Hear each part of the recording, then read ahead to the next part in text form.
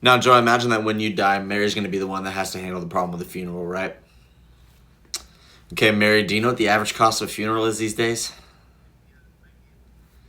That's right. It's going to be around $15,000 to $20,000. And have you ever had to deal with a funeral? I pray you haven't. Well, I'm sorry to hear that. But based off your experience, when do you think the funeral director wants his money? Exactly. Normally, the funeral home wants about 50% of that money to be paid up front, and then the remaining balance within the next 30 days. And life insurance, especially stuff through work, you can usually take about 6 months to legally pay out. So most members, they don't have that kind of money lying around. And even if you did, it's definitely just not set aside for that, right? Exactly. And so what was set up for you guys is going to be the Member of Choice Funeral Benefit Plan. And this is what our police officers, our firefighters, and our teachers use. Guys, listen to how simple this is.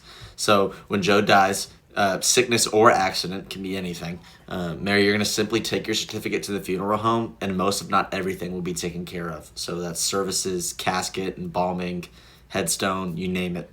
This is going to be basically a blank check, all right? And the gold is going to be $60,000. The silver is going to be $35,000, and the bronze is going to be a $20,000 benefit. Okay. And now, just a rule of thumb: I wouldn't advise you, Mary, to go into the funeral home and tell the funeral director what it's worth, because if you do, guess how much your funeral is going to cost? Exactly. It's going to be that face amount pretty much.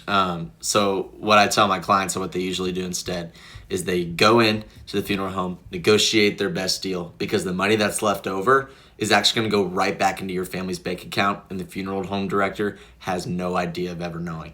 Okay. So at the end of the day, it comes down to, who do you guys want to be in control of financially? You want it to be the funeral home or you? You, exactly. This freedom of choice is going to put you guys in control to make sure that you get the best deal. You get to keep things simple, it's easy to use, and it's super low risk. Does that make sense? I'm sure you can see how having this setup makes a hard time a lot easier on families, especially y'all. Exactly.